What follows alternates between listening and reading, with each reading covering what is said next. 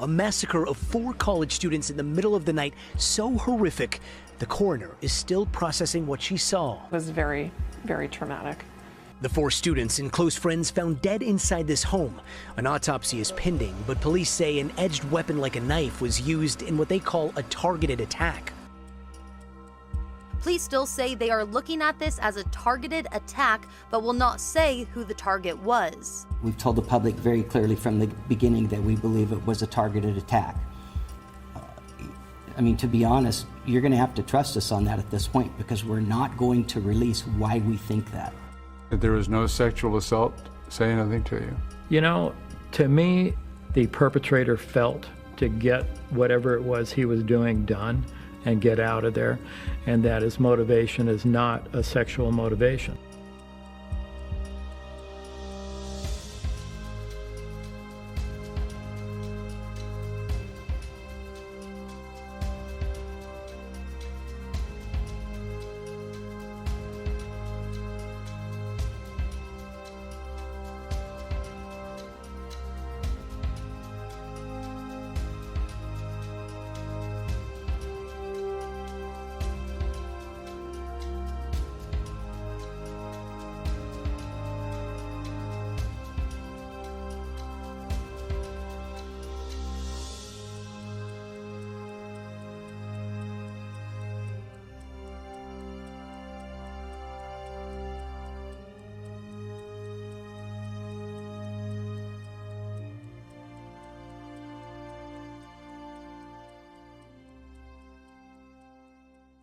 A sexist attitude towards females that he interacted with at the school, that he was rude to the women, and then get this, as a teaching assistant, he apparently graded the women differently than he graded the men.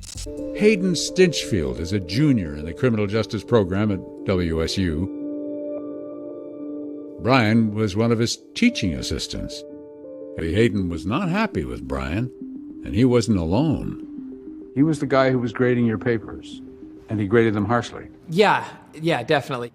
He had a tendency to go through your work. He would be like, well, what I would have done here is I would have included all this information, and I would have talked about this way.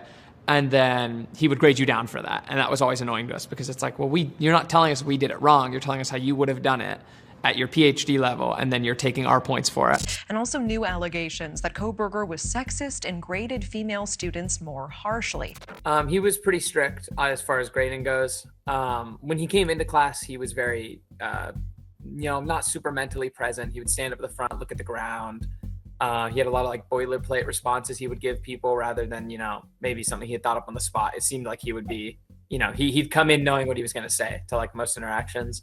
And then when he would grade your papers, he would be grading you on what he ended up calling a higher standard. But what it really felt like to us was he was grading us like he would have graded himself as a PhD student. And so that was just kind of we were all annoyed by him. And so I knew his name, I knew oh, T.A. Bryan, he sucks at this.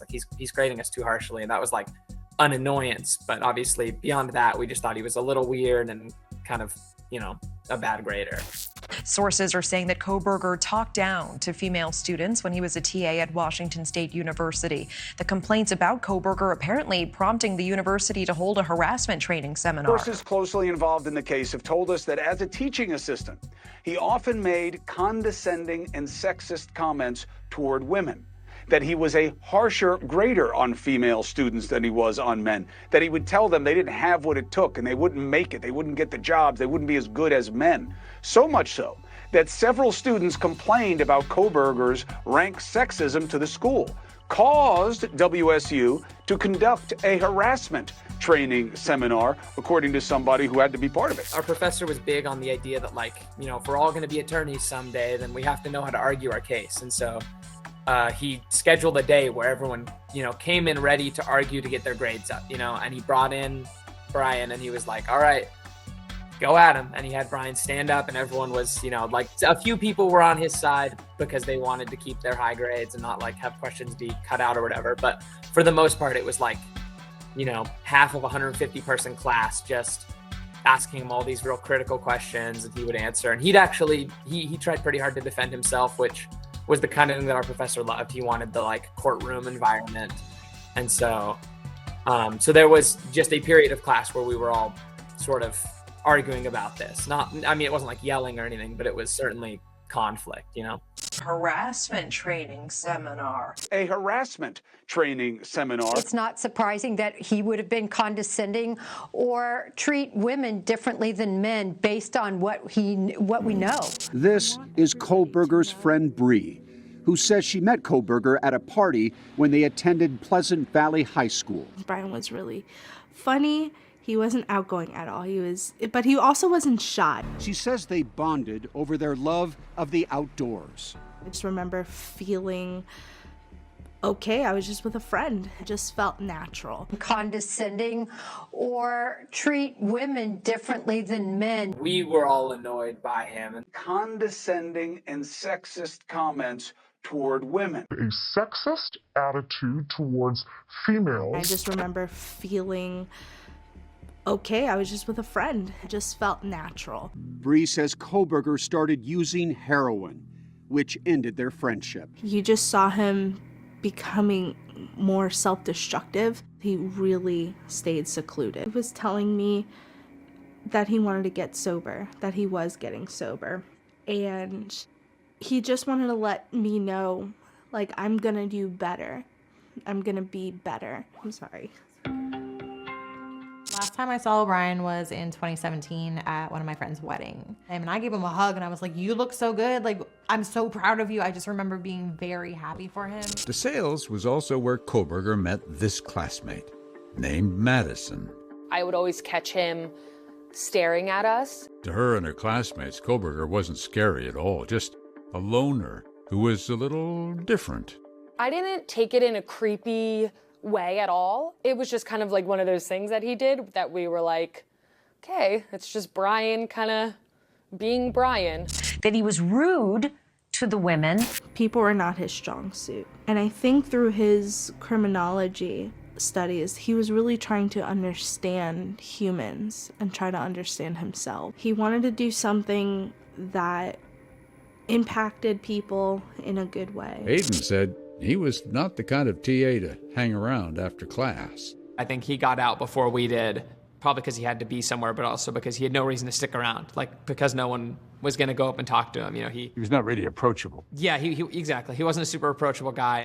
Okay, it's just Bryan kind of being Bryan. It was at DeSales that he met Josh Ferraro, partners on a lab project for a semester. Here's their final report. I took a photo of him looking in a microscope. I took a photo of him writing. I was like, dude, stop laughing. I'm trying to take your photo. This needs to look good for the project. And he immediately turned it off. And he just deadpan and just posed. He posed for the photo so seriously. Remembering Kohberger, Ferraro used those words again. Odd, awkward, and also a bit of a know-it-all. Benjamin Roberts took 4 classes with Kohberger. He seemed very comfortable around other people. He was fairly quick to offer his opinion and thoughts, and he was always participating fairly eagerly in classroom discussions. And then get this, as a teaching assistant, he apparently graded the women differently than he graded the men. Grading you on what he ended up calling like a higher standard, but what it really felt like to us was he was grading us like he would have graded himself as a PhD student. That he was a harsher grader on female students than he was on men. That he would tell them they didn't have what it took and they wouldn't make it. They wouldn't get the jobs. They wouldn't be as good as men. He's grading us too harshly, and that was like an annoyance. But obviously beyond that, we just thought he was a little weird. I'm actually just from a very rural area, so we just don't have crosswalks. Oh. Unless I visit an area where there are crosswalks, and then it's not very frequent. Yeah. I do apologize if I was asking you too many questions about the law. I wasn't trying to No, not at all. Like him trying to buffalo her, well, in Pennsylvania we do it this way. And so I think for me, it just gives me insight as to the way he tries to manipulate a situation to have it make sense and go on his side. But this isn't your average fellow. I mean, from what we know, he's pretty narcissistic, and narcissists believe they can talk their way out of anything. And that's what this clearly shows to me, is all of this wrangling he does verbally with her. And he doesn't move her, though. He doesn't move her one bit. Right now, Bryan Kohberger, who was charged in the murders of 4 Idaho college students, is probably enjoying finding out that we're talking about him. Bryan Kohberger's bedroom door was locked. Bryan Kohberger wasn't there. Why would his bedroom door be locked?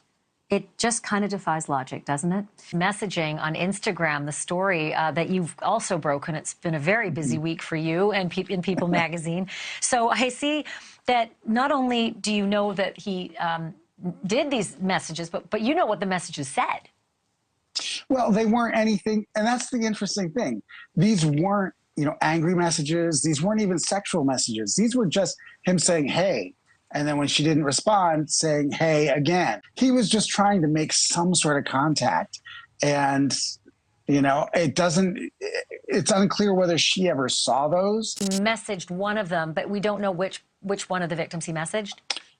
I mean, we don't. The police certainly do. We can't know yet why these four, or one of these four, were targeted. Well, there have been reports that Bryan Kohberger was following some of the victims, even messaging some of the victims on social media. Our source says that's not correct. Allegedly stalking some of the Idaho 4 via digital, via social. Our source says that's not correct. In months leading up to their murders, seeking them out online, at least one, if not more, of the girls on King Road. Our source says that's not correct. How did he find them? Did he somehow run into them when he was there? New and unique reporting that NewsNation has discovered, and it has to do sources close to the investigation telling us that the person who is featured on Bryan Kohberger's phone, the female victim who is featured on Bryan Kohberger's phone, is the same person that he was reaching out to on social media. And also that the photos were not taken by Bryan Kohberger, they were downloaded off of that victim's Instagram. So he had taken the pictures from that victim's Instagram. And then I also have this reporting that Bryan Kohberger followed both Kaylee and Maddie on Instagram, but Kohberger liked every one of Maddie's photos. So what happened in Moscow did not just come from nowhere. A proposition that is made absolutely clear by the next piece of reporting. A female WSU associate of Kohberger's confided in him that someone had broken into her apartment and asked Kohberger for advice on installing a home security system. We've learned that law enforcement is suspicious of whether Kohberger was the one who broke into his colleague's home, and as to whether he used the surveillance equipment to stalk her. Going all the way back into high school, his sort of subpar harassment and treatment of women really kind of points to his motive. It's not necessarily that he may have wanted sex, but something that he really was looking for was male supremacy. And so that gets conflated with the idea of an incel, and that could be something that we're looking at here, but I'm not 100% certain. There's a lot of potential irreparable harm from media that is affecting a fair trial. So that is really concerning. This is a very high-profile case. I just want to remind everybody, okay, on this particular issue, but all issues at all times, that we all, okay, judges, lawyers, journalists, media generally, have constitutional responsibilities to both the First Amendment and the Sixth Amendment. And what I generally am seeing in the newspaper and the media is no discussion about the importance of the Sixth Amendment. It's just the First Amendment, which is very important.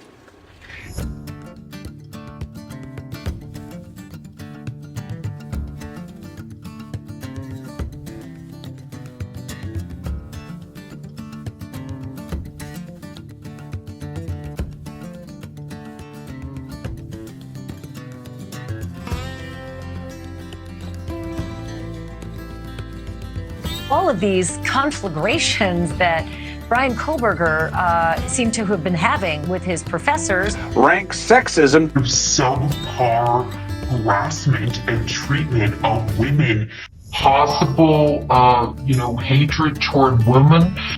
It just kind of defies logic, doesn't it?